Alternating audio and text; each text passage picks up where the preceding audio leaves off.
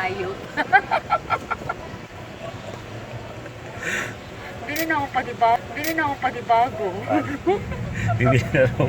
Guys, bibili na raw si Ma'am ng bagong Bilis laptop. mo na ako kausap eh. Ayaw, Ma'am. Tutegi ako, kuya. Natawa yung may-ari ng laptop. Go. Pag ako pa ito, nandun. Wag.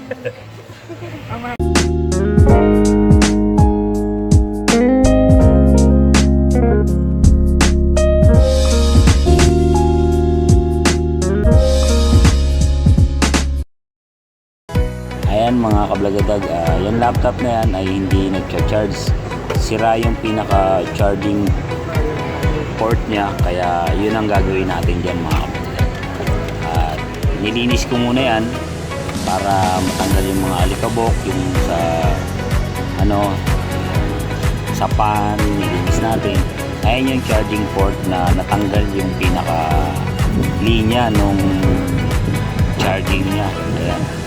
Kung makikita nyo naman mga kablagadag ko, talagang hindi siya lalapat ng maayos kung hindi mo kakaskasin yung pinaka nasa linya at naputol na. Alam nyo naman yun mga kablagadag ko, yung mga manggagawa dyan, yung mga cellphone technician, laptop technician, alam nyo yan kung paano palalabasin yung mga linya nung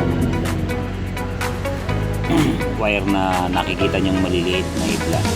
Kaya nilinis ko at makita nyo, ayan, dadaan-dahanin natin para lumabas yung pinaka linya nung mga paa na paghihinangan natin, para pag nilagyan natin ng LED, magdidikit pa rin doon sa ipapalit natin na bagong charging port mga kablagadag ko. Ayan mga kablagadag ko dyan, at kung bago ka pa lang sa channel ko, huwag niyo pong kalimutan na mag-subscribe, mag-like, at pakipindot nyo na rin yung bell button para lagi kayong updated sa mga susunod kong vlog. Maraming salamat po sa tiwala at sa pag-support na panonood ng mga ginagawa nating video ng mga katulad nito. Maraming salamat po sa inyo. God bless. Ingat po kayo lagi. Ayan mga kablagadag, dinadaan-daan lang natin para wag maputol yung linya na paghihinangan natin.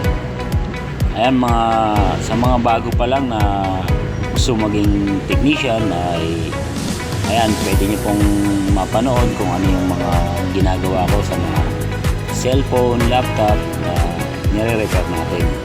Kaya pwede nyo pong mapanood sa mga vlog ko, at yan po yung ginagawa nating content. Minsan po pag ayan po, hinihinan na natin mga kablagadag ko. Kita nyo naman yung solder natin mga kablagadag, napakalaki. Hindi po, sanay po kasi ako gumamit ng ganong klaseng solder, kaya mga kablagadag, nailapat ko na yan. Diba? Ganyan po ang ginagawa ko pag laptop na ginagawa. Hayop. Bili na ako panibago. Bibili na raw. Guys, bibili na raw si Ma'am ng bagong Bilis laptop. mo na ako kausap eh. Ayaw, Ma'am. Tutegi ako, kuya. Natawa yung may-ari ng laptop. Go. Pag ako pa ito, nandun. Wag. Ang mamatay ako. Sayang yung pera.